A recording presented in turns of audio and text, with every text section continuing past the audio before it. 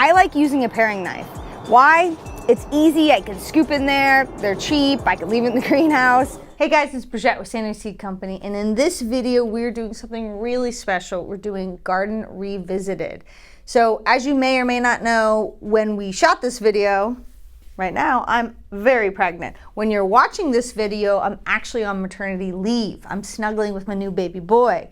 And so we shot these so that we can go back and look at some really cool video content, answer some common questions that you may have. And we did that because, hey, if you wrote this comment, there's probably another 1,000 people that are thinking the same question. So this particular video is about thinning and transplanting, which is a perfect video to be watching in December because it's likely that you're doing your second, your third, maybe even your fourth succession planting of cool season crops, and you need to know how to thin them so that you can be as successful as possible. So check out this video and then we will get into the questions. When do you thin your plants? Or what happens when you sow them too closely together and they're really crowded? Well, it's a big learning curve for new gardeners, but I want to help you go through that process a little bit easier with a couple of tips and tricks, okay? So first, let's look at the difference between plants that are planted with adequate spacing and those that are overcrowded.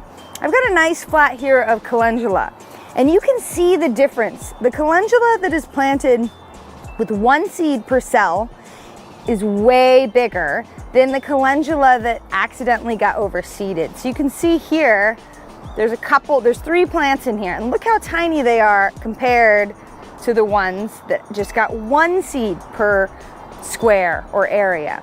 Now, it's important that you note that difference. These were all planted at the exact same time. However, the ones that are overcrowded are almost half the size. That's because they're fighting for nutrients, for space, for water. They're just overcrowded. Now, luckily, there is a way that you can make up for this issue, and that's called thinning, or also sometimes they call it pricking out.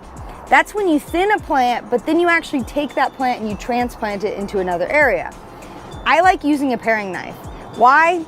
It's easy, I can scoop in there, they're cheap, I can leave it in the greenhouse. So here's a good example. We'll take this guy here. So we got 1, 2, 3 plants. You have 2 choices. You can either simply pluck out 2 of them and let one grow big and healthy, or you can actually move these other 2 so that you keep all 3 of them. The way I'll do that is I'm gonna take my paring knife and I'm gonna pull them all out. Look at that, look at all those roots, okay?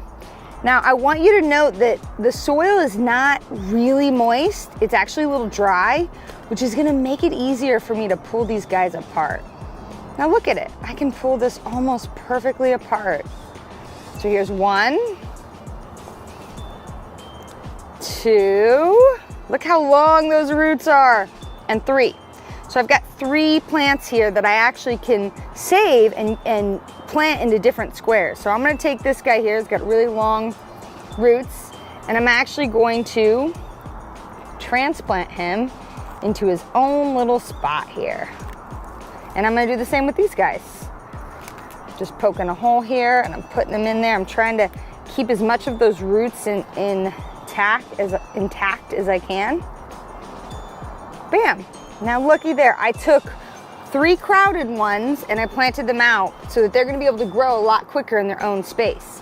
I'm gonna water these really well and let them set for a few days. Once the roots are established, I can actually plant these out in my garden. The process I just explained about splitting up your plants, you don't have to do just in a greenhouse. Let's say you're direct sowing in the garden and you get a little heavy-handed with the seeds and the plants are way too close together. You can do the exact same process in the garden with your direct sown plants. So here's a really good example. Here's some direct sown lettuce, and you can tell there's some spots where it's really close together. In fact, right here, this is our Paris Island romaine, and these plants need much more spacing than they're gonna get.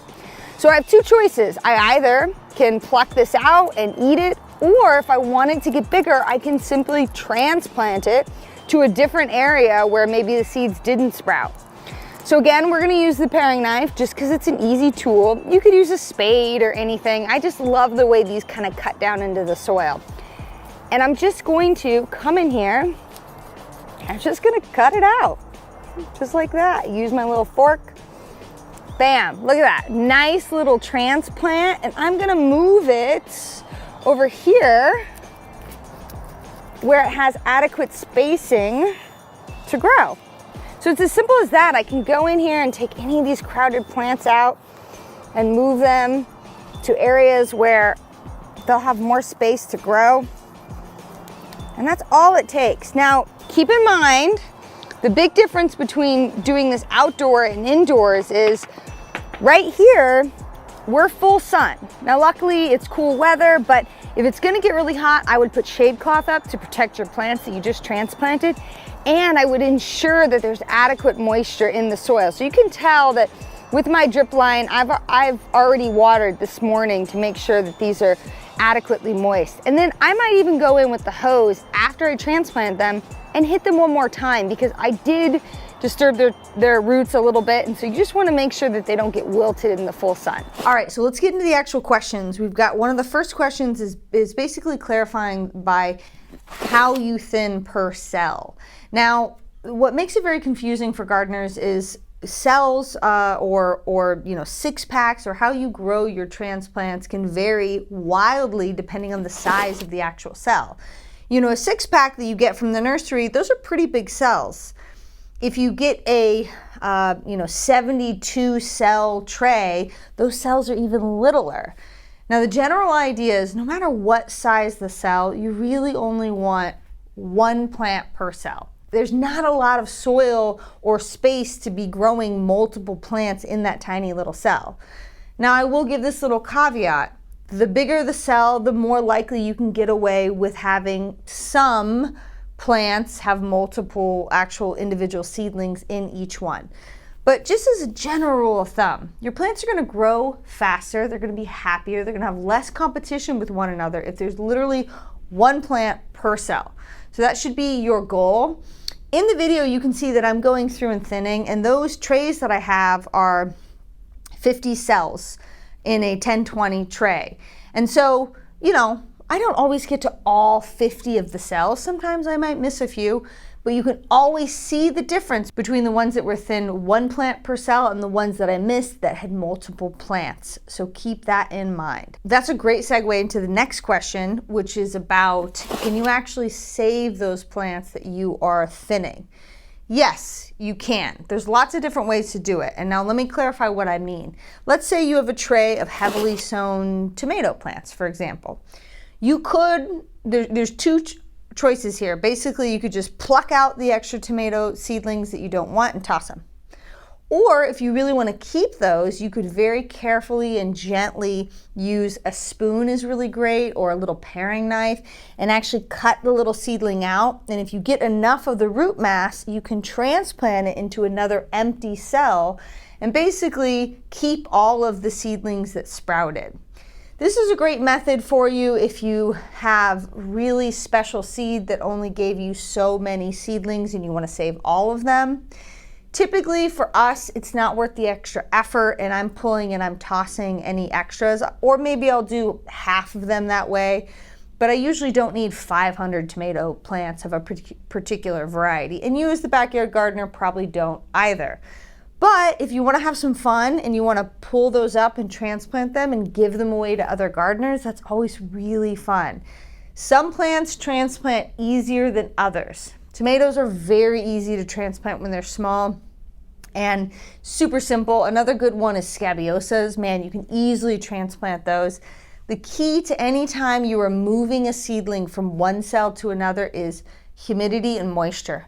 Make sure there's ample moisture in the soil and there's plenty of humidity in wherever you're starting your seeds so that those seedlings never dry out as they acclimate to their new home. Okay, so the last question is another building block of the last two. Is somebody asked, when I do this with transplants, meaning transplant, take a little seedling out and move it to another area, they almost never survive. And I'll tell you probably why. I bet you it's because lack of moisture, lack of humidity, and or too much direct sunlight. So those tiny little tiny transplants, when they get plucked out of the soil, they are losing moisture at an insane rate because they don't have very many roots to begin with, so they can't hold on to a lot of soil. And they literally just have very little surface area. So any direct sunlight that's hitting them is really gonna make them wilt very quickly. So anytime you do this tender process, I always recommend that you do it underneath shade cloth in a protected area. We do it in the greenhouse, which has shade cloth over it already. I have bottom watering trays that are full of moisture, so they're always coming in contact with nice, clean water so that they never dry out. And I'm doing that until they get established and making sure they don't go out into direct sunlight. I would bet, and I would love to hear from you, GG2U, if you watch this video, that's probably the issue that you're having. All right, so let me clarify some even more important points about this. So beginning of this video, I said that depending on the size of the tray and the actual individual cells, the bigger the cell, the more plants, actual individual seedlings you can have growing together of some varieties. Now, when we teach our seed starting classes, what I always tell people is instead of trying to remember which ones you can do what with, ask yourself, how do you actually eat the crop in the end? Like, what does the actual crop look like? And I'll give you a good example, like arugula. You're not typically eating one arugula plant. You're eating from a clump or a mass of arugula that you go through and you cut the tops of, and you eat nice tender leaves of, or baby leaf greens of arugula. Which means that when you're sowing them, if you have a larger cell, and I would say, really, like if you're doing the 10-20 trays, any cells that are bigger than like a 30 cell tray, 6-packs are great. You don't have to thin down to one individual plant. You can have multiple plants. But the more crowded it is, the slower it will grow. So always ask yourself, how do I eat it in the end? So arugula, you eat a clump of arugula. Cilantro, same thing. How do you eat your cilantro? You typically aren't eating from one individual cilantro plant. You're eating from a clump or a mass of cilantro that you give a nice little haircut and you eat the leafy greens. A special exception are onions. If you've ever planted onions, man, they're the coolest crop to start seed from because they literally look like tiny little baby little onions and they're so easy to separate. You can literally just pluck them out and plant them exactly where you want, and they're very easy to transplant. Either bulbing onions or even green onion types are very easy to grow. But as a general rule of thumb, it's important to understand the underlying idea behind this video and behind this content. The more crowded any plant is, whether it's in your garden, landscape, or vegetable, the more crowded it is, the more it's going to struggle for moisture and sunlight. The more competition there is, the less happy the plant is going to be. All right, so if you're a new gardener, or even if you're an advanced gardener in zone 9 and 10, we would love it if you would like and subscribe to our channel so we can stay connected via our videos. You can comment, we can answer, we can have conversations with you about what you're doing in your garden, and we can learn from each other. And if you're a struggling new gardener that's really wasting a lot of time and energy and money in the garden, I highly recommend you check out our Growing Together membership. It is a year-long program that we can learn together in Zone 9 and 10, where I give you each month very succinct, seasonally appropriate educational advice on what you should be growing, how you should be handling certain issues in the garden, and it will make you a better gardener and a better horticulturalist across the board so you understand more about plants and how to grow them, whether it's a begonia or a tomato plant. So check that program out. We're going to link it in the video.